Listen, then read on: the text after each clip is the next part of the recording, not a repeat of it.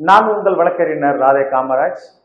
இன்னைக்கு நம்ம பார்க்க போறது அழியக்கூடிய நிலையில் இருக்கக்கூடிய ஒரு கிராமத்தை பத்தி தான் பார்க்க போறோம். அது எந்த கிராமம், அது எங்க இருக்கு அப்படிங்கிறத நம்ம இன்னைக்கு பார்க்கலாம்.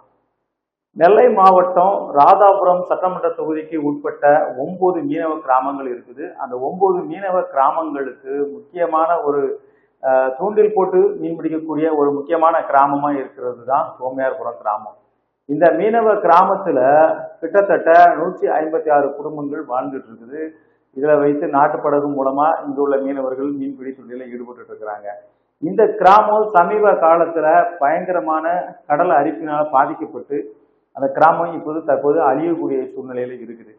இதுக்கு முன்னக்கூட்டியே, அதாவது கிட்டத்தட்ட ஒரு 30 வருஷமாவே அந்த கிராம மக்கள் எங்க பகுதிக்கு தூண்டில் வளைவு வேணும் அப்படின்னு சொல்லி பல முறை கோரிக்கை கொடுத்துருக்குறாங்க. அது பரிசீலனை செய்யப்பட்டு நிதியும் ஒதுக்கப்பட்டதா சொல்லப்படுது. ஆனால் அதற்கான பணிகள் என்ன செய்யல, தொடங்கலை அப்படிங்கிற குற்றச்சாட்டு வைக்கிறாங்க மீனவர்கள்.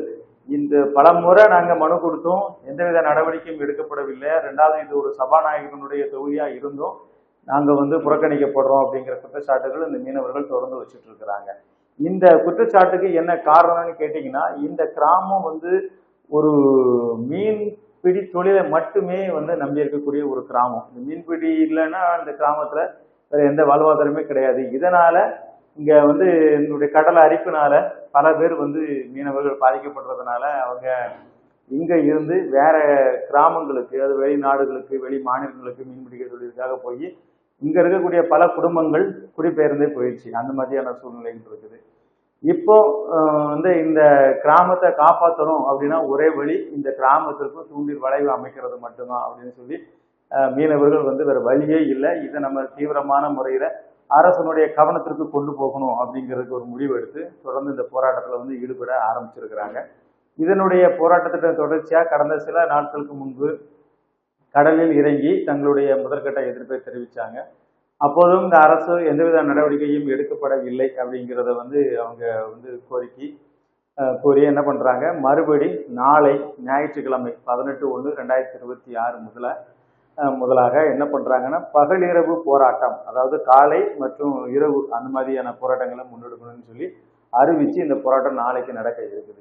அதாவது அரசு மக்களுக்கான அரசாக இருக்கும் பட்சத்தில் அவர்களுடைய மக்களுடைய கோரிக்கைகளை நிச்சயமாக பரிசீலனை செய்ய வேண்டும். அது மட்டும் இல்லாம தமிழ்நாட்டில் சட்டமன்ற பேரவை தலைவர் இருக்கக்கூடிய ஒரு தொகுதி தான் ராதாபுரம் சட்டமன்ற தொகுதி.